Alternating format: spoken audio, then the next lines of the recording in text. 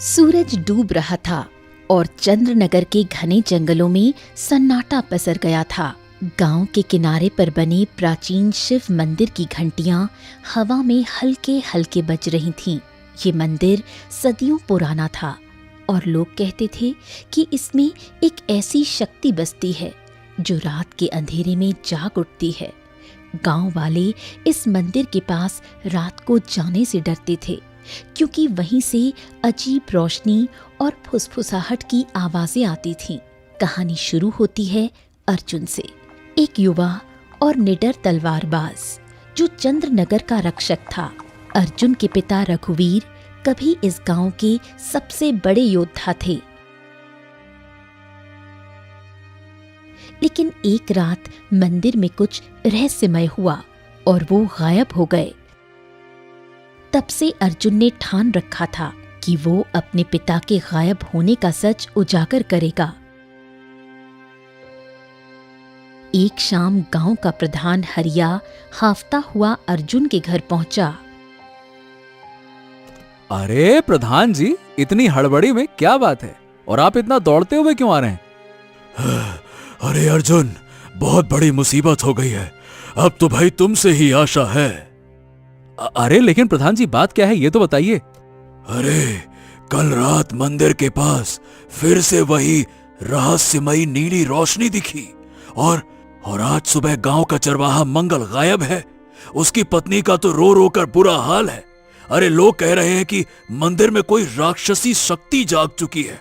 अरे अर्जुन, मुझे तो अब समझ में नहीं आ रहा कि अगर कोई मुसीबत आई तो गांव का प्रधान होने के नाते मैं गांव की रक्षा कैसे करूंगा।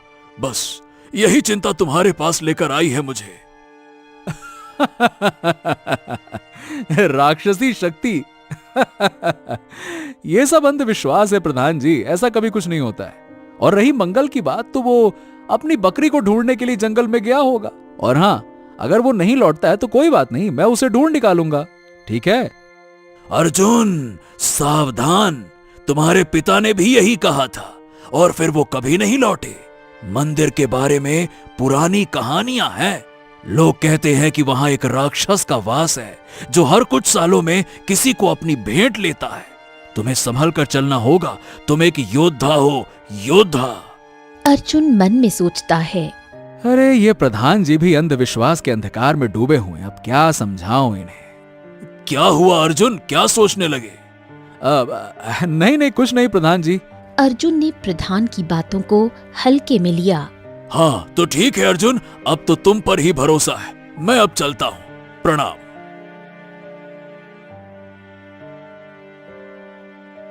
हरिया के जाते ही अर्जुन सोचने लगा, मुझे लग रहा है कि कुछ तो बात होगी।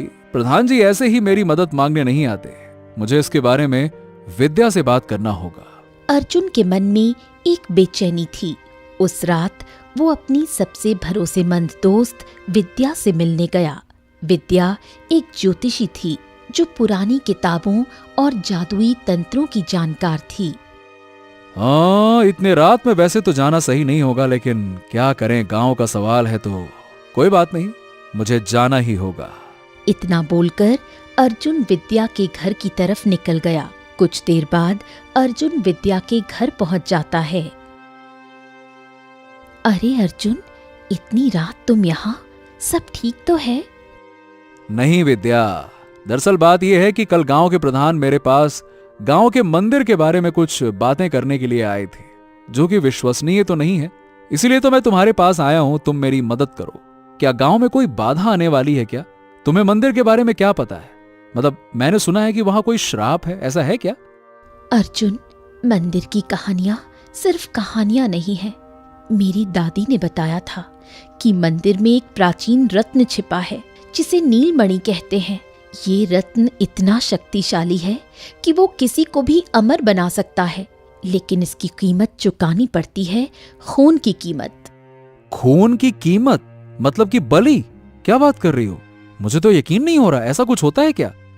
तुम्हें विश्वास करना ही होगा। और हाँ, ये कोई साधारण बलि नहीं। नीलमणि की शक्ति को जगाने के लिए एक योद्धा के खून की जरूरत होती है। तुम्हारे पिता शायद इसी रहस्य के पीछे गए थे और आज तक लौट कर नहीं आए हैं। अर्जुन का मन बेचैन हो उठा। उसने फैसला किया कि वो मंदिर की सच्चाई का पता लगाएगा। तो मैं इस रहस्यमय मंदिर के बारे में जान के ही रहूंगा विद्या। इसके लिए मुझे कुछ भी करना पड़े तो करूंगा। चलो, तुम्हारा बहुत बहुत धन्यवाद विद्या। अब मैं चलता हूं। रुको अर्जुन, मुझे कुछ देना है जो तुम्हारी मदद करेगी। और हाँ, तुम अकेले मत जाना। क्या विद्या? ये लो ये तंत्र, ये तुम्हारी मदद करेगा।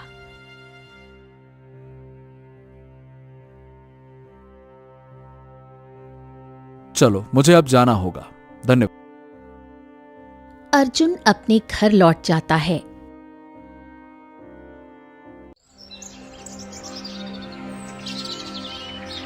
अगली सुबह वो अपनी तलवार और एक छोटा सा तंत्र जो विद्या ने उसे दिया था लेकर मंदिर की ओर निकल पड़ा। विद्या ने उसे चेतावनी दी थी कि वो अकेले न जाए, लेकिन अर्जुन का गुस्सा और जिद उसे रोक नहीं पाए।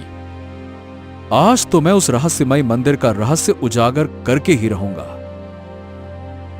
कुछ समय बाद अर्जुन मंदिर के सामने आकर कहता है, बाप रे, ये मंदिर का प्रवेश द्वार तो बहुत ही पुराना और डरावना लग रहा है।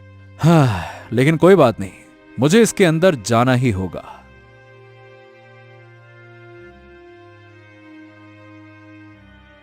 जैसे ही अर्जुन ने अंदर कदम रखा, दरवाजा अपने आप बंद हो गया।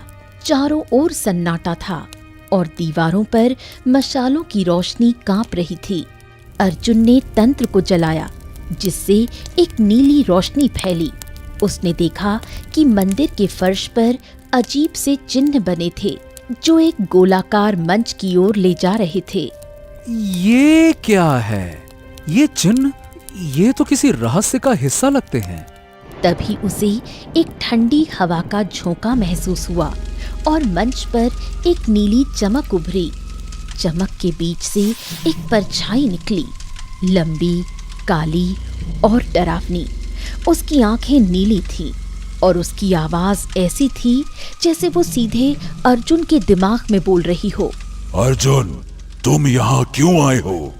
ये मंदिर मूर्खों के लिए नहीं है। मैं अपने पिता का सच जानने आया हूं। और तुम कौन हो? और मंगल कहाँ है?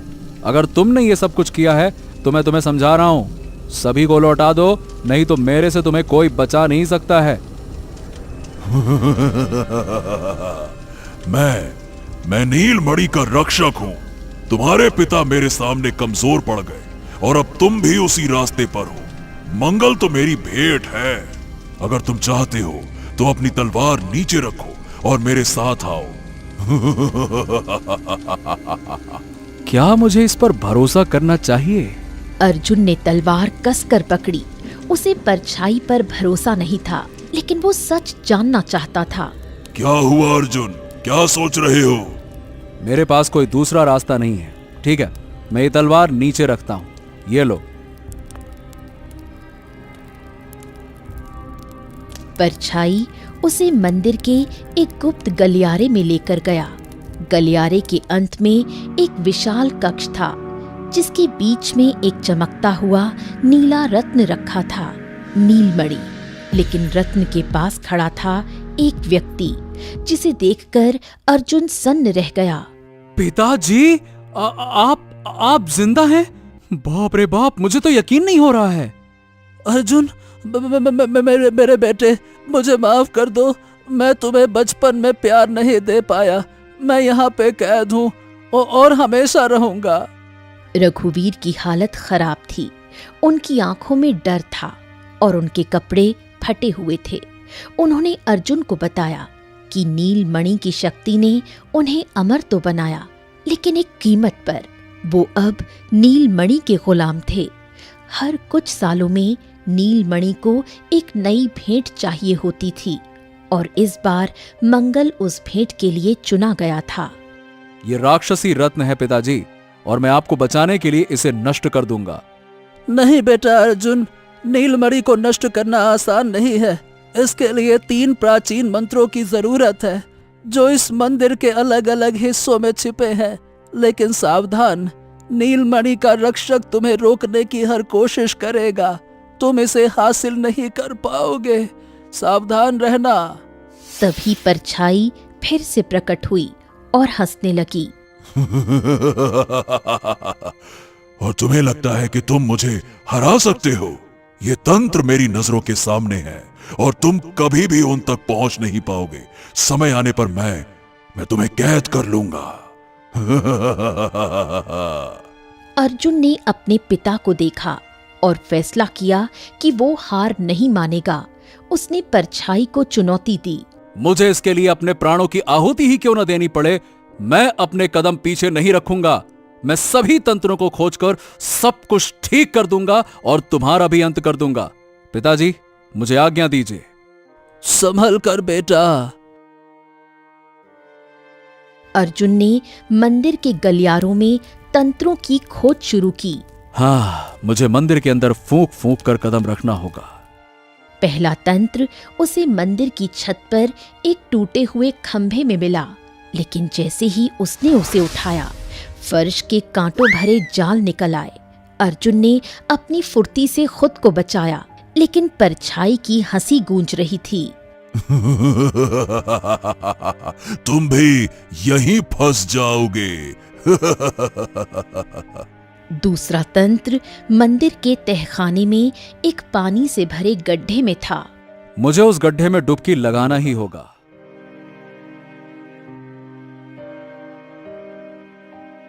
अर्जुन को पानी में गोता लगाना पड़ा, लेकिन पानी में एक अदृश्य शक्ति उसे नीचे खींच रही थी। उसने अपनी सारी ताकत लगाकर तंत्र को हासिल किया। हाँ, मैंने 2 तंत्र तो हासिल कर लिया, लेकिन तीसरा तंत्र बहुत ही भयंकर हो सकता है। तीसरा तंत्र सबसे खतरनाक था।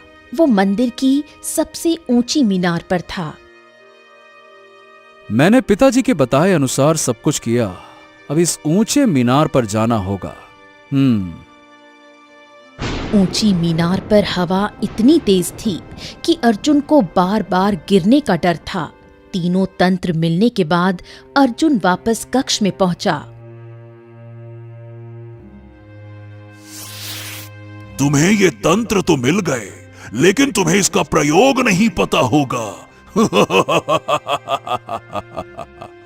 मुझे सब कुछ पता है धूर्त। उसने तंत्रों को नीलमणि के चारों ओर रखा और एक प्राचीन मंत्र पढ़ा जो विद्या ने उसे सिखाया था। नीलमणि चमकने लगा और परछाई चीखने लगी। नहीं नहीं नहीं नहीं नहीं, ये तुमने कैसे किया? नहीं नहीं नहीं नहीं नहीं। ये रहस्य, इसका रहस्य तुम्हें किसने बताया? मुझे पहले से पता था, बेवकूफ कहीं के। नीलमणि की रोशनी धीरे धीरे कम होने लगी और परछाई गायब हो गई। रघुवीर की हालत सुधरने लगी। मंगल भी कक्ष के कोने में बेहोश पड़ा मिला। अर्जुन ने अपने पिता और मंगल को मंदिर से बाहर निकाला। हाँ, अंत भला तो सब भला। हे योद्धा, तुम्हारा बहुत बहुत धन्यवाद। अगर तुम यहाँ नहीं आते तो मैं शायद कभी वापस अपने घर नहीं जा पाता।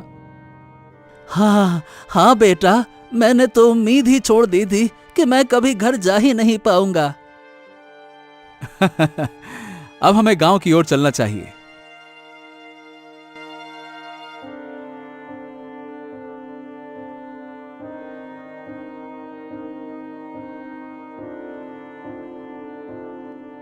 गांव वालों ने अर्जुन का स्वागत किया। रघुवीर ने अपने बेटे से माफी मांगी।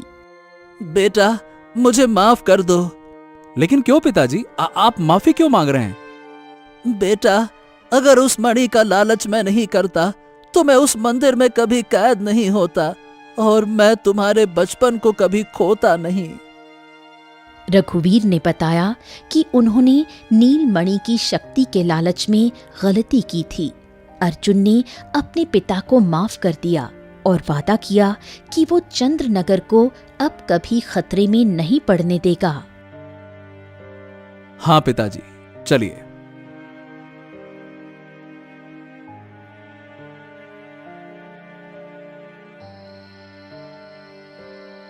लेकिन एक रात जब अर्जुन अपने घर में सो रहा था, उसे एक अजीब सपना आया। सपने में एक नई परछाई थी जो फुसफुसा रही थी। नीलमणि तो बस शुरुआत था, असली शक्ति अभी जंगल में छिपी है। अर्जुन की नींद खुल गई। उसने अपनी तलवार उठाई, बाहर देखा। जंगल में एक हल्की सी नीली चमक दिख रही थी। इसका मतलब ये अभी खत्म नहीं हुआ, अभी और रहस्य बाकी है।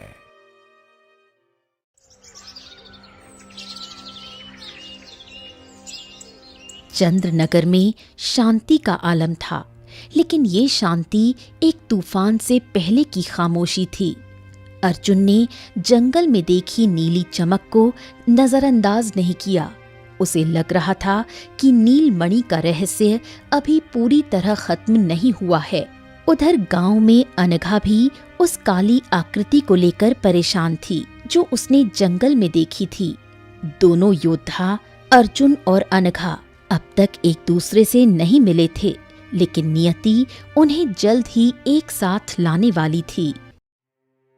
हाँ, मैंने सुना है कि पास के चंद्रनगर गांव में एक बहादुर ने नीलमणि के रक्षक को ही नेस्त नाबूद कर दिया। मुझे तो इसका फायदा लेना होगा, जो मेरी बरसों पुरानी कामना है। इसी बीच पड़ोसी राज्य विजयनगर के राजा भानु प्रताप अपनी शाही सेना के साथ चंद्रनगर की सीमा पर पहुंचे। राजा भानु प्रताप की ख्याति एक क्रूर और लालची शासक की थी। उन्हें एक प्राचीन ग्रंथ से पता चला था कि चंद्रनगर के मंदिर में नीलमणि की शक्ति अभी भी जंगल में कहीं छिपी है। वो इस रत्न को हासिल करने के लिए किसी भी हद तक जाने को तैयार थे। मैं चंद्रनगर के सीमा तक तो पहुंच गया, लेकिन मुझे गांव के मुखिया से पहले बात करनी होगी।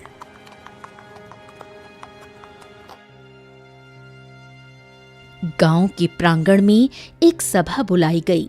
अर्जुन, अनघा और गांव का प्रधान हरिया मंच पर थे। राजा भानु प्रताप अपने सैनिकों के साथ वहां मौजूद थे। उनकी आंखों में एक अजीब सी लालच की चमक थी। महाराज भानु प्रताप, चंद्रनगर में आपका स्वागत है, लेकिन इतनी बड़ी सेना के साथ यहां आने का मकसद क्या है? अर्जुन, मैंने सुना है कि तुमने नीलमणि के रक्षक को हरा दिया और तुम अनघा, तुमने निशाचर को ही खत्म कर दिया। लेकिन मेरे ग्रंथ कहते हैं कि नीलमणि की शक्ति अभी भी जंगल में है। मैं उसे हासिल करना चाहता हूं। यह हमारे राज्य की महानता के लिए जरूरी है। अगर मुझे ये नीलमणि मिल गई तो फिर मुझे कोई परास्त नहीं कर पाएगा। महाराज, नीलमणि और निशाचर की शक्ति ने इस गांव को बर्बाद कर दिया था। वो शक्ति लालच की जड़ है। आपको इसे छूना भी नहीं चाहिए, नहीं तो आपका राज्य भी बर्बाद हो जाएगा। लालच? नहीं अनघा, ये लालच नहीं, ये शक्ति है। जो इसे नियंत्रित कर सकता है वही सच्चा राजा है। मैं तुम दोनों को आदेश देता हूं कि मुझे जंगल में उस शक्ति तक ले चलो, नहीं तो तुम दोनों को हमेशा के लिए बंदी बना लिया जाएगा। अर्जुन और अनघा ने एक दूसरे की ओर देखा। दोनों को राजा की मंशा पर शक था। तभी हरिया बोल पड़ा। महाराज, जंगल में रात को अजीब चमक और फुसफुसाहट सुनाई देती है। हमारे लोग डरते हैं। अगर आप वहां जाना चाहते हैं तो अर्जुन और अनघा को अपनी जान जोखिम में डालनी पड़ेगी। और ये सही बात नहीं है कि आपकी भलाई के लिए किसी दूसरे को जोखिम में डाला जाए। ठीक है प्रधान, अगर ये दोनों नहीं जाएंगे तो मेरी सेना जंगल को छान मारेगी। लेकिन अगर कोई मेरे रास्ते में आया तो चंद्रनगर गांव का अंत निश्चित है। समझ गए? सभा खत्म होने के बाद अर्जुन और अनघा एक गुप्त कक्ष में मिले। अनघा ने अपनी तलवार मेज पर रखी और अर्जुन ने अपनी बेचैनी जाहिर की। अर्जुन, ये राजा कोई साधारण शासक नहीं है। मुझे लगता है कि वो नीलमणि की शक्ति को गलत इस्तेमाल करना चाहता है। और वो काली आकृति, क्या वो निशाचर की वापसी है? हाँ, मुझे भी यही शक है। मैंने जंगल में नीली चमक देखी थी। शायद नीलमणि का कोई हिस्सा अभी भी सक्रिय है। सुनो, हमें राजा से पहले उस शक्ति तक पहुंचना होगा, नहीं तो यह राजा पूरी मानव जाति के लिए आफत बन जाएगा। दोनों ने फैसला किया कि वो रात को जंगल में जाएंगे, लेकिन उन्हें नहीं पता था कि राजा भानु प्रताप ने अपने एक जासूस को उनकी बातें सुनने के लिए भेजा था। जासूस ने सारी बात राजा को बता दी। अच्छा, ये बात है, हमसे चालाकी। ठीक है, लेकिन हम उससे पहले पहुंच जाएंगे। चलो। उसी रात अर्जुन और अनघा अपने हथियारों के साथ जंगल की ओर निकले।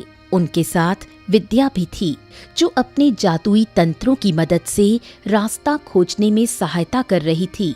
जंगल में सन्नाटा था, लेकिन पेड़ों की छाया डरावनी लग रही थी। तभी उन्हें एक नीली चमक दिखी, जो एक गुफा की ओर ले जा रही थी।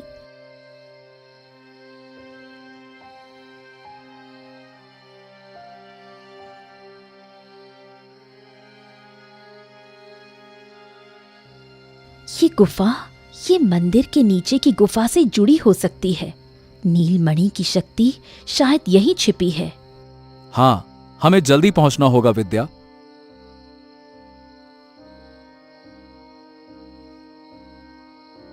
तीनों गुफा में घुसे।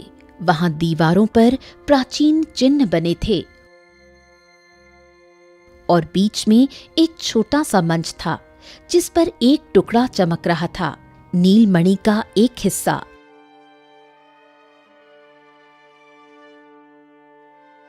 लेकिन जैसे ही अर्जुन ने उसे छूने की कोशिश की, गुफा में एक ठंडी हंसी गूंजी।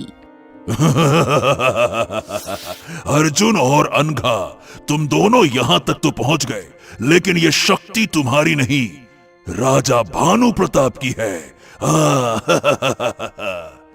तुम? लेकिन तुम तो खत्म हो चुके थे, फिर तुम वापस कैसे आए? मुझे राजा भानु प्रताप ने प्रकट किया। परछाई के पीछे राजा भानु प्रताप आए हुए थे। उनके हाथ में एक काला तंत्र था, जिससे वो परछाई को नियंत्रित कर रहे थे। महाराज, आपने हमें धोखा दिया। धोखेबाज कहीं के। ये परछाई, ये नीलमणि का रक्षक नहीं, ये आपकी साजिश है, साजिश। हाँ अर्जुन, मैंने इस परछाई को जागृत किया। नीलमणि का यह टुकड़ा मेरी सेना को अमर बना देगा। तुम दोनों ने मेरे लिए रास्ता साफ किया। अब इस रत्न को मुझे दे दो, लाओ, वरना यह गुफा तुम्हारी कब्र बन जाएगी, समझे? लाओ लाओ लाओ लाओ। तभी परछाई ने हमला किया। अर्जुन ने अपनी तलवार निकाली और अनघा ने अपनी तलवार से जवाब दिया। विद्या ने अपने तंत्र से एक रक्षात्मक ढाल बनाई, लेकिन परछाई की शक्ति बढ़ती जा रही थी। राजा भानु प्रताप हंस रहे थे। तुम्हारी हिम्मत की दाद देता हूं, लेकिन यह खेल मेरा है बच्चे, तुम उसे जीत नहीं पाओगे। अचानक गुफा में एक नई आवाज गूंजी। ये रघुवीर की थी, जो अब पूरी तरह ठीक हो चुके थे। उनके साथ रमुआ, एक गरीब किसान भी था, जिसे अर्जुन ने पहले मदद की थी। रमुआ ने गुप्त रास्ते से गुफा तक का रास्ता ढूंढ लिया था। अर्जुन, अनघा, तुरंत इस तंत्र को नष्ट करो। ये परछाई को नियंत्रित कर रहा है। अगर ये तंत्र नष्ट हुआ तो राजा भानु प्रताप कुछ नहीं कर सकता। जल्दी करो। रमुआ ने हिम्मत दिखाई और राजा के हाथ से काला तंत्र छीनने की कोशिश की। राजा ने उसे धक्का दिया, लेकिन अनघा ने मौका देखकर तंत्र पर वार किया। तंत्र टूट गया और परछाई चीखते हुए गायब हो गई। नीलमणि का टुकड़ा चमकना बंद हो गया। नहीं नहीं नहीं नहीं नहीं नहीं नहीं नहीं नहीं। तुमने मेरी शक्ति छीन ली। मैं तुम्हें हमेशा के लिए कारावास में बंद कर दूंगा। अर्जुन ने राजा को पकड़ लिया। अनघा ने नीलमणि के टुकड़े को एक पवित्र अग्नि कुंड में डाल दिया, जो विद्या ने तैयार किया था। टुकड़ा जलकर राख हो गया। राजा भानु प्रताप को बंदी बना लिया गया। हाँ, अब सब कुछ समाप्त हो गया है, लेकिन अब राजा भानु प्रताप का क्या किया जाए? बेटा, इसका हल तो अब गांव की पंचायत ही करेगी। ले चलो इसको। हाँ बिल्कुल, चलिए इसको गांव ले चलते हैं। चलिए। गांव लौटने पर रमुआ, अर्जुन और अनघा को गांव वालों ने सम्मानित किया। अर्जुन और अनघा ने एक दूसरे को धन्यवाद किया। अनघा, तुम्हारी हिम्मत ने मुझे बहुत कुछ सिखाया। चंद्रनगर अब हम दोनों की जिम्मेदारी है। और तुम्हारी निडरता ने मुझे प्रेरित किया। सभी लोग प्रधान के घर पहुंचे और गांव के सभी लोग भी आ पहुंचे। अर्जुन और अनघा, तुम लोगों ने इस गांव की रक्षा के लिए अपने प्राण जोखिम में डाले, जो सच में एक योद्धा की निशानी है। और वाकई में तुम योद्धा हो। तुम्हारी सदा सदा ही जय हो। प्रधान जी, अब राजा भानु प्रताप का क्या किया जाए? मुझे लगता है कि एक बार राजा भानु प्रताप को हमें माफ कर देना चाहिए। हमें उनसे एक बार पूछना चाहिए, हो सकता है उन्हें अपनी गलती का एहसास हो।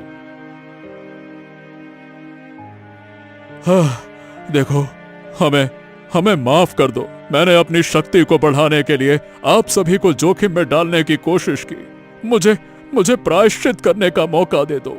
मैं वचन देता हूं कि मैं इस गांव पर कभी विपत्ति नहीं आने दूंगा। और अर्जुन और अनघा जैसे बहादुर योद्धा जिस गांव में हो, उन्हें तो डरने की कोई चिंता ही नहीं करनी चाहिए। मैं सबसे माफी मांगता हूं। हाँ ठीक है, मुझे लगता है कि राजा भानु प्रताप को एक मौका देना चाहिए। क्यों गांव वालों? हाँ हाँ, सही बात है। मुझे भी लगता है कि मौका मिलना चाहिए। हाँ ठीक है। सभी लोगों ने राजा भानु प्रताप को एक मौका दिया।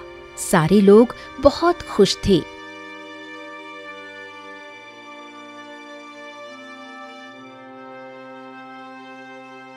कई साल बीत गए। चंद्रनगर अब एक खुशहाल और शांतिपूर्ण गांव था।